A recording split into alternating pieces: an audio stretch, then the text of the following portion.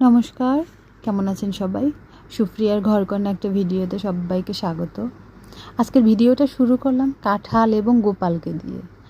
তারপরে আমি চলে আসছি, যেহেতু গোপালের খাওয়া দাওয়া হয়ে গেছে, এবার তো আমাদেরটাও ব্যবস্থা করতে হবে। আজকে পরোটা বানাবো, 3 কোনা পরোটা বানাইছি, সেটা আবার ঘি দিয়ে ভাজছি। এর আগে আমি বানাই নিছি আলু দিয়ে সয়াবিন দিয়ে তরকারি। পরোটা হচ্ছে স্যার এবং মা দুজনেই খুব ভালো খায়, তো ওনাদের দিয়ে দিছি। অবশিষ্ট 2টা ছিল, এটা নিয়ে আমি বসছি। আমার হচ্ছে সয়াবিনের তরকারি খুব ভালো লাগে। ছোটোবেলায় আমার জ্যাঠা ইন্ডিয়া থেকে যখন আসতো, উনি সয়াবিন নিয়ে আসতো, তখন বাংলাদেশে অ্যাভেলেবেল ছিল না সয়াবিনের। আমি এত পছন্দ করতাম, মা যে তখন রান্না করতো, সেই গন্ধটা এটা খেতে খেতে বেশি ফিল করতেছি। খাওয়া দাওয়া হয়ে গেছে, বৃষ্টি পরে ঝমঝমাই, এর ফাঁকে আমি আসছি 2টা ক্যাপসিকাম নেব। জানেন কি মজা লাগে, নিজের গাছে হইছে, আমি সেইখান থেকে ছিঁড়তেছি, এর একটা দারুণ অনুভূতি। মা প্রচণ্ড খুশি নিজেদের গাছে, উনি শুধু সবসময়ের জন্য এগুলোকে দেখাশোনা করে যে কত বড় মরিচ, ওনার কাছে এইটাই ফিল হয়। আজকে হচ্ছে ঝটফট করে রান্না করে নিয়েছি, এক জায়গায় যাবো বিদায়, তাই আর ভিডিওটা সম্পূর্ণ করতে পারি না। এখানে চিংড়ি মাছ দিয়ে কচু গাঠি দিয়ে রান্না করছি। আমাদের বাড়ি গেছিলো যখন, তখন মা রান্না করছিল কচু গাঠি, সেইটা তার অনেক বেশি ভালো লাগছে, তাই মার কাছে শুনে আমি সেভাবে রান্না করলাম। আর এইভাবে তেলাপিয়া মাছটা আস্ত ফ্রাই করছি। আমার একটা ফোন আসছিল বিদায়, আমি এক পাশে গেছিলাম, তখন তাকে বলছিলাম মাছটা একটু উল্টিয়ে দিতে। সে মাছটাকে উল্টে দিতে গিয়ে পুরো মাছটাকে অ্যাক্সিডেন্ট করাই দিয়েছে। তো আর কি করার, এখন তো আর অপারেশন করা যাবে না, যা আছে সেভাবেই আমি একটু তালি তুলি দিয়ে রাখলাম। ঝুঁকছে পাট। আমি তাকে এটা বলেছি যে মাছটাকে অ্যাক্সিডেন্ট করেছে, সে তো রেগে মেগে আগুন, এমনিতেই কোনো কাজ করতে চায় না, তারপরে যদি আবার সেই কাজের দোষ ধরি তাহলে তো আরও সারে সর্বনাশ আমার। যাই হোক, খেতে তো হবে সেই ভেঙেই। ব্যাস, আমি অন্য কোনো দিন এই পুরো মাছের রেসিপিটা শেয়ার করবো। ওই মাছটা খেতে দুর্দান্ত হয়, আপনি কোনো হোটেলে পাবেন কি না কে জানে। এটা সম্পূর্ণ আমার রেসিপি। এই তো খাওয়া দাওয়া হয়ে গেছে, আমি রেডি হয়ে গেছি। মনে আছে এই শাড়িটার কথা, বাড়িতে যে পরছিলাম, শাড়িটা পরে এতটা আরামদায়ক বলার মতো না। আমি ভাবতেছিলাম এরকম আরও কয়েকটা শাড়ি কিনবো। ও, আপনাদের তো বলাই হয়নি কোথায় যাব। আসলে যাব আমার একটা পিসির বাড়ি, আমার না, স্যারের পিসির বাড়ি। এখানে আসার পর এখন অবধি তেনার বাড়ি যাওয়া হয়নি। মোটামুটি উনি একটু রেগেই আছেন, তাও আজকে আমরা ডিসাইড করছি যাব। হঠাৎ করে এই ডিসিশনটা নেওয়া। ওরা আমাদের খাওয়ার দাওয়াত করছিল দুপুরে, কিন্তু সেটা আর সম্ভব না, তার জন্য এখন যাইতেছি বিকেলবেলা। আমাদের অন্য আরও কিছু কাজ আছে। যাই হোক, চলুন আপনাদেরও নিয়ে যাই পিসিমার বাড়িতে। এই তো বের হয়ে গেছি, বের হয়ে এক কথায় কি বলবো, বৃষ্টি তো ঝমঝম করে পড়তেছে, আর রিক্সাওয়ালা মামারা, আর এইখানে রিক্সা থেকে নামার পরেই না, এখানে পরে অনেকগুলো গরু দেখলাম, ওই পাশে আরও চলে গেছে। এখন উঠতেছি, 4 তলায় থাকে ওনারা। আমি প্রথমবার আসলাম, ওনাদের সাথে আমার আলাপও নেই, জানি না ওনারা কীরকম বা আমি কীরকম, ওনারাও সেটা জানে না। বয়স্ক মানুষই ওনারা আছে, এটা কে তাও জানি না, দেখি আলাপচারিতার মাধ্যমে জানতে পারবো। বেশ, ফ্ল্যাটটা অনেক বড়, এটা ওনাদের নিজেদের ফ্ল্যাট। এই ফ্ল্যাটটা ঠাকুরপাড়া এরিয়াতে আছে। এটা 7 তলা বিল্ডিং, 4র্থ তলায় এনারা থাকেন। অনেক বড় ফ্ল্যাটটা, ভালোই লাগলো দেখে। আর এই পিসমশাই খুবই ভালো, খুবই মিষ্টি করে কথা বলতেছে। সামনেই আমরা বসছি, অতটা তো আলাপ নেই, জানি না কতটা কি ওনাদের সাথে আমি অ্যাডজাস্ট করতে পারবো বা ওনারা আমার সাথে করতে পারবে। এখানে সামনে চালাইয়া দিচ্ছে খেলা, মেয়েদের খেলা, সাউথ আফ্রিকা আর ইন্ডিয়া। তো দেখতেছি বসে বসে। তারপরে পিসিমার এন্ট্রি হইলো, ডাকাডাকি করতেছিল পিসিমাকে। এই পিসিমাটা দেখতে কি মিষ্টি না, যখন উনি ইয়ং ছিল তখন ওনার চেহারায় আরও কত সুন্দর ছিল। অনেক কথা, অনেক কিছুই বলল, খুব মিষ্টি উনি।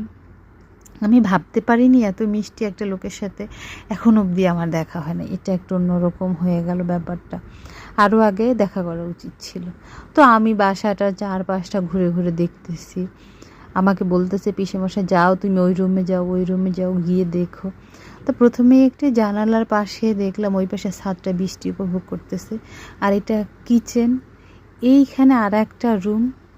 মূলত এই ফ্ল্যাটটা 3টা বেডরুম, ড্রয়িং রুম, কিচেন, 2টা বাথরুম। আমরা যখন গত বর্ষায় আসছিলাম এখানে ফ্ল্যাট দেখতে, তখন ফ্ল্যাটের রুমগুলো অনেক ছোট ছোট মনে হয়েছিল। আমি যেহেতু একটু বড় সড়ো মানুষ, তা আমার জন্য এই ছোট ছোট রুমগুলো ভালো লাগে না, কিন্তু এই ফ্ল্যাটটার রুমগুলো অনেক ভালো। বেশ সব জায়গায় আমি ঘুরে ঘুরে দেখলাম। এদিকে আমার খাওয়ার জন্য দিছে টোস্ট, বিস্কিট, এগুলো আমি খাই না। সো আমি এখানে আমার জন্য স্পেশাল কিছু ভুট্টার খই দিছে। চা তো খাই না, আপনারা সেটা খুব ভালো করেই জানেন, যেহেতু তো একটু খেতেই হবে, কিন্তু চাটা বেশ মিষ্টি। অনেকক্ষণ বেড়াইলাম, বাইরে বৃষ্টি, এখন না গেলেই নয় জায়গা বের হইতেছি। কিন্তু বিল্ডিংয়ে যতটা ওঠা যায় সিঁড়ি বেয়ে উঠতে পছন্দ করি। লিফটে আমার অতটা বেশি ভালো লাগে না। আর লিফটে দাঁড়িয়ে কেন যাব? লিফটে আমি মনে করি যখন খুব বেশি ওয়েট থাকবে হাতে, বয়স্ক মানুষ, অসুস্থ মানুষ, বাচ্চাদের জন্য লিফটে আমার ছেড়ে দিতে ভালো লাগে। আমি সিঁড়িটা খুব হাঁটতে পছন্দ করি। শহরের যে বাড়িগুলো থাকে অলিগলিতে ভরা। তো এখন একটা টিচারের বাসায় আসছি, স্যারের স্যার। চারপাশের বিল্ডিং উঁচু উঁচু, কিন্তু তারা রাস্তা রাখে একেবারেই কম। আর এখানে কোথাও, কুমিল্লার কোথাও ড্রেনেজ ব্যবস্থা ভালো নাই।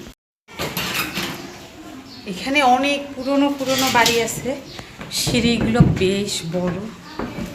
যদি না দেখা উঠে তাহলে 12টা বেজে যাবে। এই তো চলে আসছি। এনার নাম হচ্ছে শান্তিরঞ্জন ভৌমিক। ইনি একজন লেখক। এইখানে দেখুন চারিপাশে শুধু বই আর বই। এনার লেখা হাজারো বই, আমার বাড়িতেও অভাব নেই। ওই পাশের রুমে আরও আছে। আমি এনাকে না জানিয়ে আসছি। এই বাসায় আমি আরও একবার আসছি। উনি আমাকে প্রচণ্ড পরিমাণে স্নেহ করেন। উনি আমাকে রান্না খেতে খুব পছন্দ করেন। তো এই পাশে আমি ঘুরে ঘুরে দেখতেছিলাম আর তারা গল্প করতেছিল। কারণ আমার তো আর তাদের সাথে গল্পে মিল হয় না, তারা রাজনীতি এটা ওটা নিয়ে গল্প করতেছিল। ইনি কিন্তু এখানে একাই থাকে, ওনার ছেলে থাকে চট্টগ্রামে চাকরি করে। ওনার যেহেতু এখানে পুরনো বাসস্থান, এখান থেকে না যেতে চায় না। বয়স্ক মানুষদের এটাই একটা সমস্যা হয়। আর এই রুমটাতে দেখুন, এখানে বই, ওখানে বই, কাপড় দিয়ে ঢেকে রেখেছে বই। তারপরে চলে আসছে একটু ওষুধ নিতে, মায়ের ওষুধ নেয়। আর এই দোকানে আসা মানে হচ্ছে কি, ওরা ইচ্ছে করে আমাকে দেরি করাবে। ওদের হাজারো দুষ্টুমি, সেগুলোকে আমাকে করবে। এই কাকাটা আমাকে খুব ভালোবাসে। ইনি আমাকে বারবার বলতেছে, বসো বসো, আমার কাছে এসে বসো, কী খাবে বলো। আসলে তো আমি কিছুই খাই না বাইরের।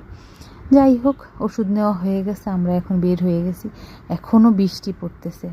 আর আজকে আমরা দুইজন যে বের হয়েছি, আমাদের একটু টুকটাক কেনাকাটা ছিল, সেগুলো আর করা হয় নাই। তা হালকা একটু গ্রোসারি নিয়ে চলে আসছি। আর দেখুন, দেরি হলে কত জায়গায় দেরি হয়। এই সময় ট্রেন মামা আসছে, কিন্তু আমি তো বিরক্ত হই না ট্রেন থাকলে, আমার দেখতে ভালো লাগে। কিন্তু আজকে অনেক পিছনে, তার জন্য ট্রেনটা সামনে থেকে দেখতে পারলাম না। কী আর করা, যেটুকুই দেখতে পারি উকি ঝুঁকি মেরে। কবে জানি না উঠতে পারবো ট্রেনে। আর এই বৃষ্টির মধ্যে ইচ্ছে করতেছিল খুব বাহিরে কোথাও গরম গরম সিঙ্গারা খাই, সেটা তো আর খাওয়া হয় নাই। হ্যাঁ, নিয়ে আসছি নান রুটি, যেটা স্যারে খুব পছন্দ করে। সে চা দিয়ে বা কফি দিয়ে নান রুটিটা বা সবজি দিয়ে খেতে খুব বেশি পছন্দ করে। যাই হোক, ছেড়ে দিছে, জ্যামের মধ্যে দিয়ে আস্তে আস্তে যাই। বাড়ি চলে আসছি। যে বৃষ্টি হইল, বিরক্ত হয়ে গেছি বৃষ্টির জন্য। অনেক আগেই আসতে পারতাম, বৃষ্টির জন্য বের হইতে পারিনি। তা আসার সময় হচ্ছে স্যারের ফেভারিট নান রুটি নিয়ে আসছিল, সে এখন চা দিয়ে খায়, আমি তার জন্য চা করতেছি। আমার তো চাটা অত ফেভারিট না, তারপর আজকে পিসিমা যে চা দিছে, আমার মনে হয় না আগামী 1 বছরে আমি চা খাবো। এত মিষ্টি চা, অসম্ভব খাওয়া। শুধু যদি দিত গরম জলের সাথে, সেটাও খেতে পারতাম। অনেকক্ষণ পরে আপনাদের সাথে কথা হচ্ছে। সব কাজ বাজ সেরে রান্নাঘরটা গুছাইয়া তারপর আসলাম। কারণ কালকে থেকেই স্যারের অফিস ফুল টাইম শুরু হবে। তার মানে সকালে আমি একটুও সময় পাবো না, রাতে আমাকে অর্ধেক কাজ সেরে রাখতে হবে। এখন বেজে গেছে 12টার উপরে বাজে, 12:30 বাজে। মা স্যার দুজনেই ঘুমাইয়া পড়ছে, আমি এখনও ঘুমাইনি, মাত্র ফ্রেশ হয়ে আসলাম।